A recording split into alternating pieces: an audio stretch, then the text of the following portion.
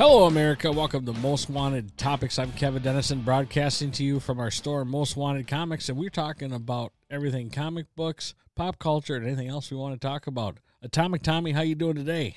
Another day, another dollar. You know? Boy, we have a good show. Another day, another dollar. We have a good show lined up today. We have Hall of Fame collector Larry Kluge in studio, and we're going to get to him in a few minutes. But first, we got to do Tommy's takes on this week's comics, or last week's comics, and see what we have looking forward to this week. Tommy, let's get on with it. Tommy's top titles. Here we go, kicking things off. Daredevil #1. You know, the thing I could say about Daredevil #1, in a world of constant #1s and constant reboots, this is a good jumping off point. I think if you're interested in getting into the character, interested in reading the character, maybe you saw She-Hulk or you're watching Daredevil again and you want to read the comics, this is a great place to start. You know, there's action, there's everything you'd expect from a Daredevil comic. He even suits up by the end of it. Not spoilers, but yeah, you know, if you're interested in Daredevil, I would definitely recommend giving Daredevil #1 a read. I think it's great. Kind of crosses in some religion too, doesn't it? Daredevil's a Catholic. Daredevil is a Catholic. The story starts with him as a Catholic priest. I won't get too much into the setup. So yeah, but good story, good read. Have to find out. Have to get it. Oh yeah, for sure. Up next, Werewolf by Night #1.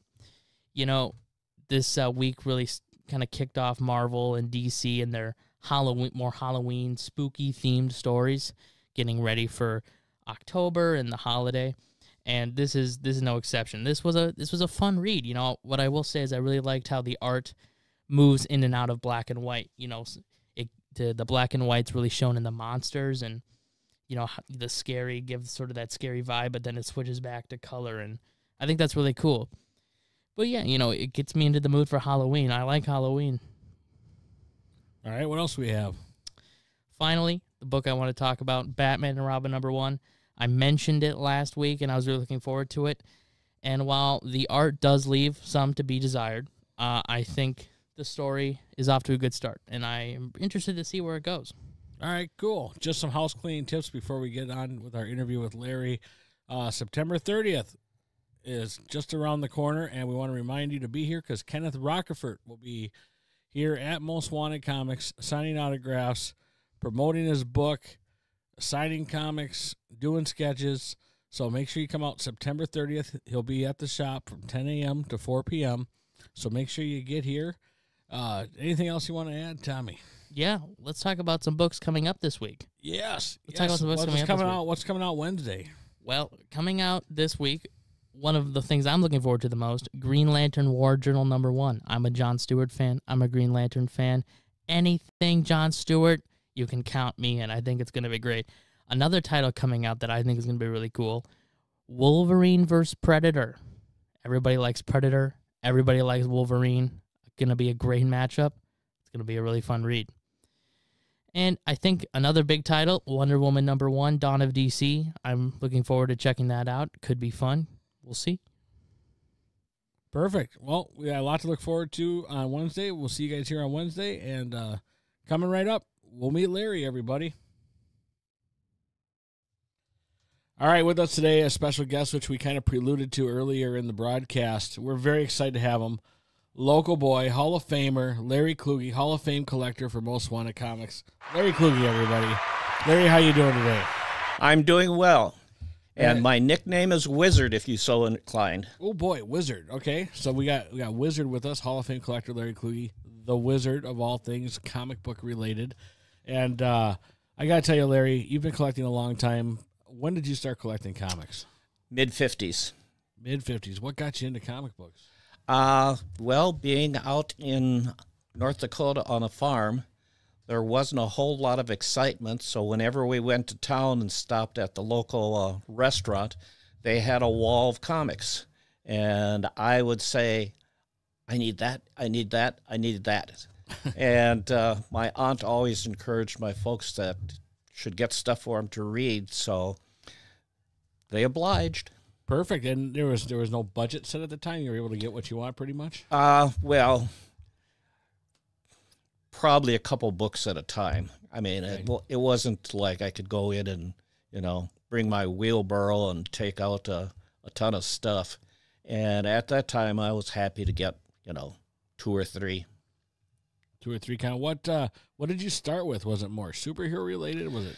No, actually, my go-to was Walt Disney Comics and Uncle Scrooge later, Donald Duck, Bugs Bunny, Woody Woodpecker. Oh yeah, a lot of the comic type characters. Perfect. Yeah, and you're still a fan of Disney. There's not a Disney book when you come into Most Wanted Comics. You're still a fan of the Disney books. Oh yeah.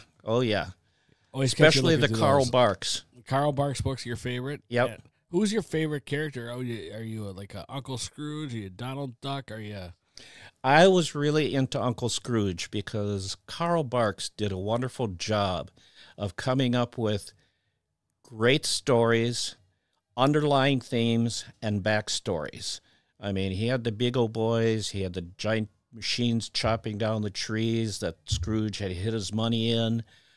He was always trying to protect his money bin. He was going on these wild, crazy adventures for pots of gold and Yukon gold, and just was wonderfully written, beautifully illustrated. Yes. Yeah, everything was great. And I got to say, it's amazing today how Disney, the Donald Ducks and the Scrooges, I mean, they have some popularity, but they don't resonate to, like, if you go around the world, people still love the Disney comics. They love Donald Duck. They love all of it. But you come here to the United States, it's kind of lost its luster. Yeah, well, I think that's just part of the way society has changed also. And I agree with that. And a lot of kids today have so many more interests competing for their time. And a lot of the things competing for their time are more mature, more perhaps violent.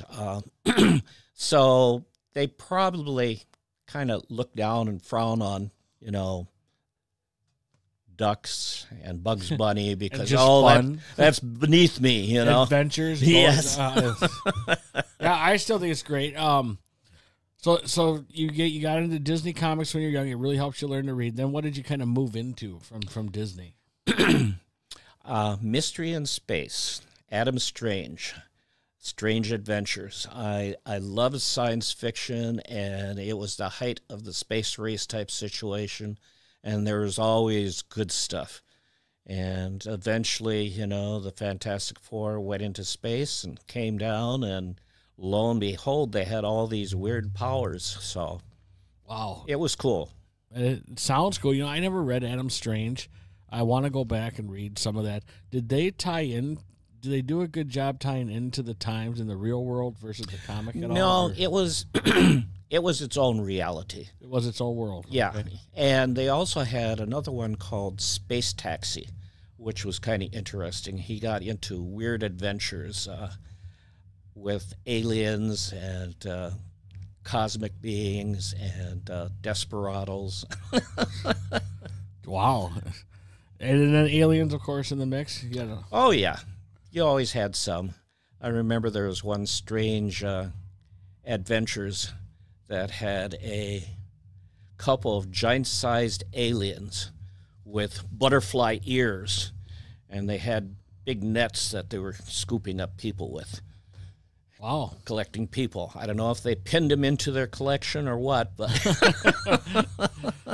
And you're a kid reading this, like, what is going on? That's just... Oh, it was great. It was, And did they do a good job illustrating that, too, then? Oh, yeah. They had Murphy Anderson back then, which he really did a good job.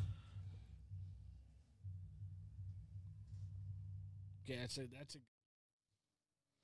Murphy Anderson, yeah, big artist from the 50s, right? Yep. That's cool. Yeah, all that era astounds me. I mean, I love the art from back then because rather than today, you get a lot of digital art, which isn't bad and everything, but just the way the art was from the 50s through, well, heck, even the Bronze Age, where they still drew everything by hand. Everything was carefully executed. It went along. They had teams back then, and I like the fact that they had the creators with the writers, and they had teams, and even it was cohesive together. They knew how they could work with each other. And now it seems like modern day comics, and I don't know if you get this or not, but it seems like the teams aren't long term. There'll be 3 or 4 issue runs, and then they'll change up the creative team. Right. And I think that hurts both the reader and the producer of the comic, because I think people they like the runs. They look forward to some longevity and what to expect from month to month or bi-monthly or whatever. You know? And did you find that a lot of those comics had that? They had longer runs with the artist than Yes. I wish the comic industry would go back to having the teams, and whether it's a budget thing or whatever. I mean, I don't care about that. That's not my problem. I think they would sell more if they would bring back, like, the writer's going to write for the whole series, and the inker, the artist, the pencil, they're all going to be the whole team is going to be, so they work together, they feel each other, they can bounce off each other. I just think there's some of that lost now with the comics. It was always interesting, like Jack Kirby did like 100 issues of the Fantastic Four, and when he left, it was just like a real shock, you know? And the thing is, they had different inkers for him, whether it was Vince Colletta or Joe Sinnott. And it's interesting how an inker can make a difference in the appearance of the artist's work offhand. Yeah, I wish the people could find more of that now. So that I do have to backtrack. We have a present for you for coming on the show, because you are a Hall of Fame collector for Most Wanted Comics. So we want to present to you, and it's part of the new swag gear we have at Most Wanted Comics. So they can pick up. But this is for you, Larry. This is a present. All right, from us to you, for the wizard himself. Wear it with pride. Look at that! It fits like a glove. Perfect. You were meant to wear it. All righty. The wizard's wearing the hat, ladies and gentlemen. This is a proud moment for Most Wanted Comics. Now, Larry, let's dive into. You brought some goodies to show us here. You didn't only just read comics, and we'll get back to some of the stuff that you read, but you also liked everything about it. You liked novelty stuff. You liked the toys. You like other side books. You like graphic novels, the comics, trinkets and trash. You like all that stuff that's related to comics. Oh, I was really immersed in it. And back when I first started collecting comics, it was a rarity to find anything, that was associated with comics. Occasionally you'd see a little plastic figure, or maybe you'd see a little metal car or something. And today, I mean, you have statuettes and you have 3D posters, and it's just overwhelming. But back in the day, to find something like that was, wow, that was just amazing, And I remember going into Kmart and finding some little metal wind-up cars of Spider-Man and Captain America. And my friend Gary at that time and I kind of battled each other over it because there wasn't enough to go around. You see it, you got to get it. Yes. What you brought up, is that for discipline, or what you got there? That's my Hulk glove, and I use it when people get out of line. That's right. I wouldn't want to mess with you if you got the Hulk glove on it. Is that something you help raise the kids with, or? No, it was past the kid prime. That was. I like that. So even as an adult, you have the kid at heart. You find. I find something that catches my imagination, and I've got to have it if I've got it in my billfold. If you got the money, let's go for it. What else did you bring us today? Oh, a variety of stuff. I was mentioning plastic figures at Kmart that we would find, and there's a Captain America. All right. And there's a Daredevil. And, just stuff like that back then was just really... Now, how old are these? Those go back to the 60s. Wow. Boy, the toy people would be really critical of this because of the points of articulation. But this is what you had to play with, and it was cool because it's comic related. Yep. And then every so often I'd run across... unique stuff that I just had to pick up because it was unique. And here's some Marvel superhero duct tape. Marvel superhero duct tape. Did you find that? Where'd you find that at? I found it in a store. Nice. Very nice. Never end up using it, but And then I always had a thing with when I'd find characters like The Thing, I'd have to pick it up. And, you know, you could do certain things, articulate and so forth, but as you can see, he has no swelled head in comparison with the rest of his body. Still a cool figure and something you had to have. And Oh, yeah. I love it. I love it. You were a collector of all. You read the comics. It didn't matter how old you were. If you found a toy, you found an action figure, you'd buy it. You got it. Plus, you had a bag of goodies. Well, there used to be something called, you'd send away for it, and it was the Mary Marvel Marching Society. And wow, look at that. that was back in the 60s, and you'd pick it up, and it had note paper in it, and envelopes, and a writing pad. I'll hold that up for the camera here.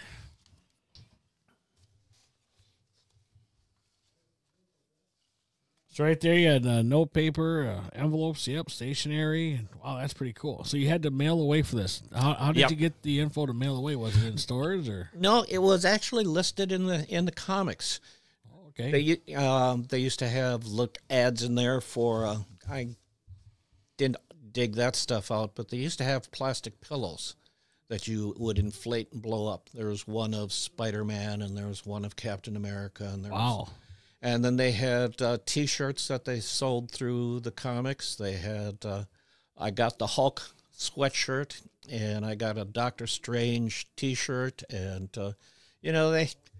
Marvel had a way of wanting to promote themselves, and they found all kinds of unique ways of doing it. So That's cool. And you also brought us some record reprints, some records.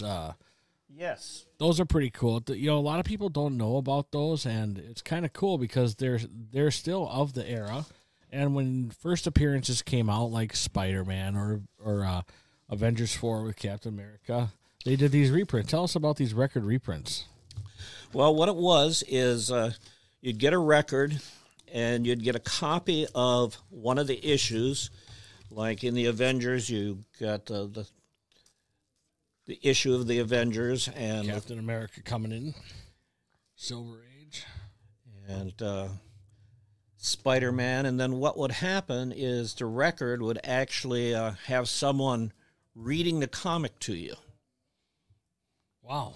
So it was kind of Spider-Man #1, people. Look at that. Amazing Spider-Man #1. It's actually a facsimile, but Well, right, but it's still the record reprint. yep. And it's still, I mean, it's not like it's printed in 2000. I mean, you still had it back in the day. No, this you know? was I would say probably let's see, it was in 68 or 69. Yeah, so you're still getting the nostalgia. In of fact, the book. the copyright in back here says 1966. Wow. It's incredible. And being that good a shape.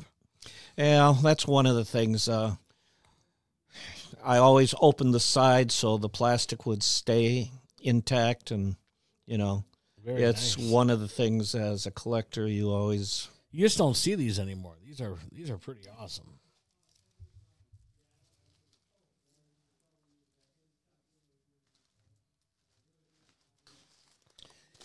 And one of my all-time favorite comics,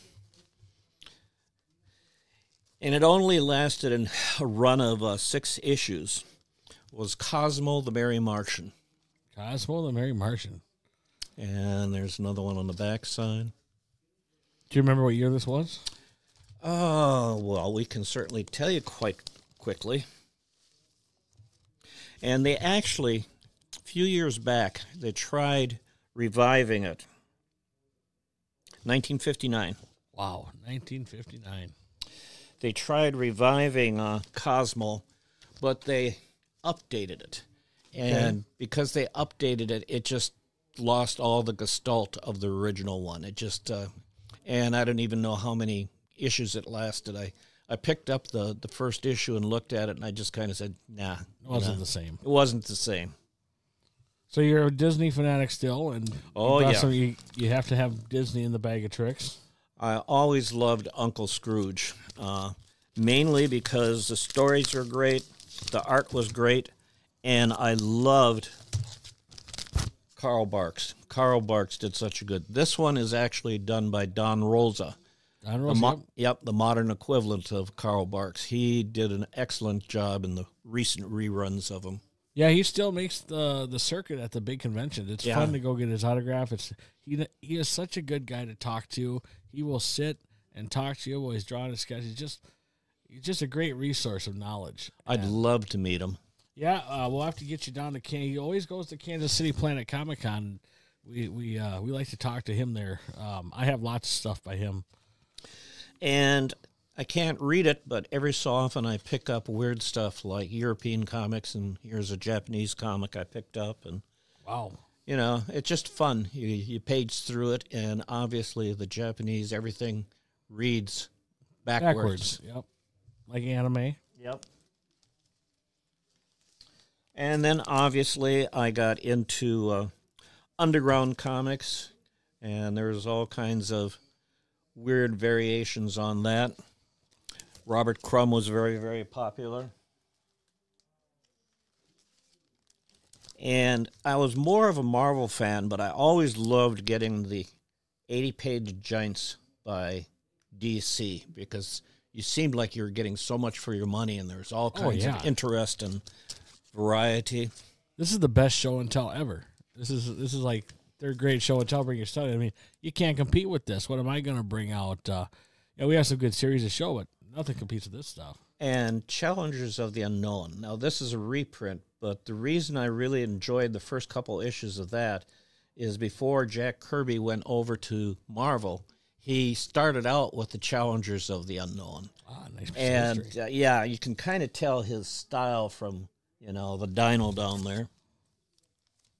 I love Kirby art. Yeah, he has. And it's interesting. I think I may have already mentioned this. It depends on whose inker is, whether it's Joe Sinnott. I always liked Joe Sinnott on the Fantastic Four and had Vince Colletta on Thor most of the time. And I go back to what you had mentioned, that it was nice to have the same combination to look forward to. So when you went to Thor, you knew that Kirby's style would kind of look like this because Vince put a lot more detail in it and cross-hatching and stuff. And if you went to the Fantastic Four, Joe Sinnott would be more true to the style of Kirby and stuff. And obviously, I'm a Disney fan, especially a Duck fan. Oh, yeah. And that's kind of what I grew up on, got initiated with. What was your favorite superhero series growing up? Was it Fantastic Four? Or? Actually, to begin with, I was more into funny comics to begin with. And then when I did get into the superheroes and stuff, it was Fantastic Four because they were always on these amazing adventures and the interesting characters. And I liked the dialogue, the dynamics between, the Thing was juxtaposed with the Human Torch, and they were teasing each other, and Reed was always highfalutin with his science and so on and so forth, and that's awesome. And then you got into Captain America and Doctor Strange and all that stuff that followed up.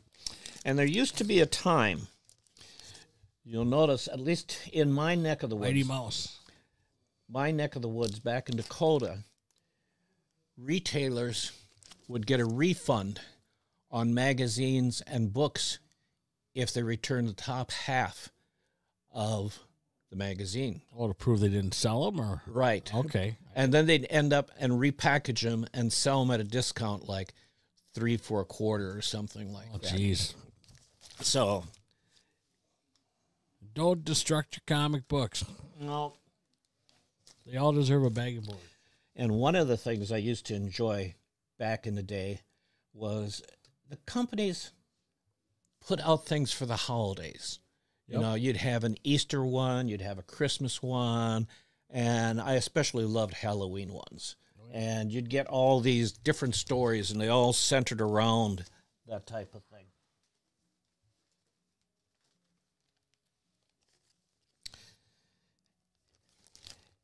And Mighty Mouse was always kind of interesting because he also had cartoons on TV at the same time. About Oh, yeah. him. And it was nice to draw a comparison between the comics and the TV cartoons. And then back in the day, there was all kinds of weird things. DC had Hecko and Jekyll. They had Flippy and Flop. They had all these humorous characters that you just... Flippy and Flop.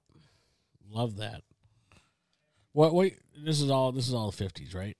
Late 50s, yeah. Late 50s? Yeah. Unbelievable. This stuff is just awesome.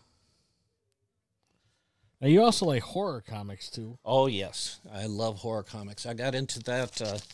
I went through a stint in the early 60s where I started getting into horror movies, and I started picking up, well, that was more the mid-60s, the creepy and eerie and so on and so forth. And I hadn't discovered or knew about ECs at that time until I came down to the city, and one of my friends introduced me to it. And then it was, we'd go to these used bookstores and try and scoop up because occasionally they'd have some. And Gary was about 6 inches taller than I am and about 50 pounds more, so he would always manage to get in front of me. Oh, no. You get the good picks. Yes. That's funny. So you got second dibs on EC Comics. Yes, second dibs. But I noticed, too, you like anything with the sci-fi, too, and the robots and the horror. It all kind of goes Oh, yes. together. I loved Magnus Robot Fighter. And Russ Manning, his art was just so nice and so inspiring. Who was your favorite artist back there? I mean, Kirby's up there. We get the big guys from the bullpen. I get it. But who the kind of more obscure names you don't hear? Who like for Magnus? Who was your biggest? I think Russ Manning was one of them that I really enjoyed. He did some Tarzan, but he did a lot of Magnus, and he just had a nice, clean style, and it was really. And he was able to portray things, the action and emotions and stuff. So, yeah, he would be one of my picks. Cool. Well, let's dive into the bag, see what other goodies you have. Let's see. I think I already showed you this. Yep.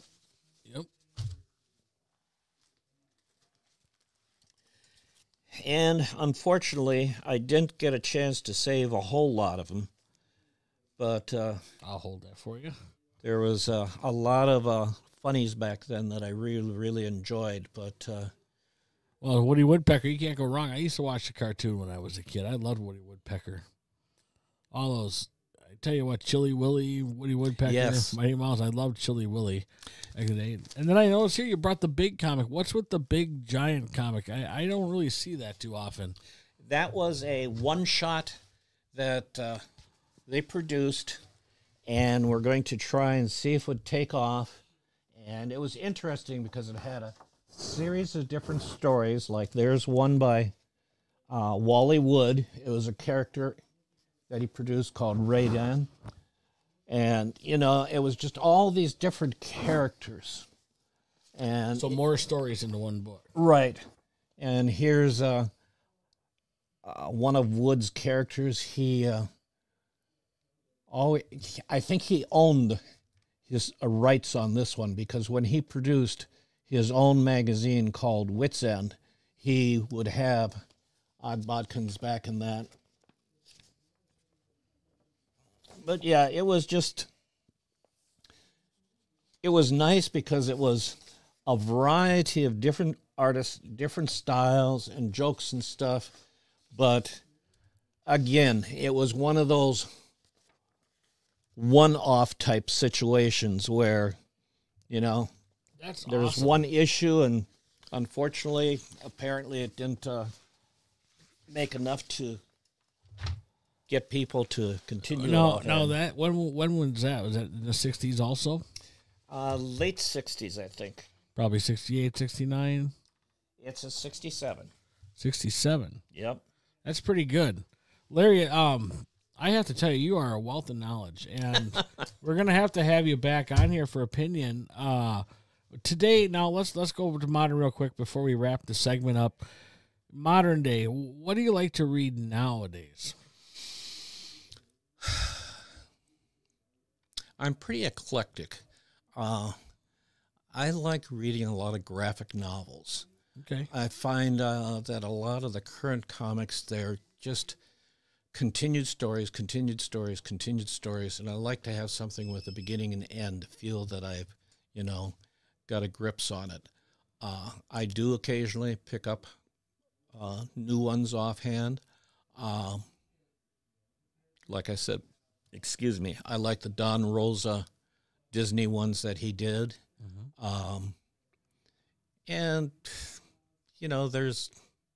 I'm trying to think of a recent one maybe that I've picked up. I liked Nexus, by the way. I really liked Nexus. Good, yeah. And Concrete. I don't know if you're familiar with Concrete. Yep. There's a lot of good artists out there, and unfortunately they don't get the ballyhoo that they should, sitting over a table by yourself, drawing and inking something. It's you got to have a real love for it, because you aren't going to get a whole lot of pats on the back most of the time. No, and we're blessed in Minnesota to have a lot of good artists. Yes. We're very lucky in Minnesota that we have such creative writers and artists here. It's really a wealth of knowledge.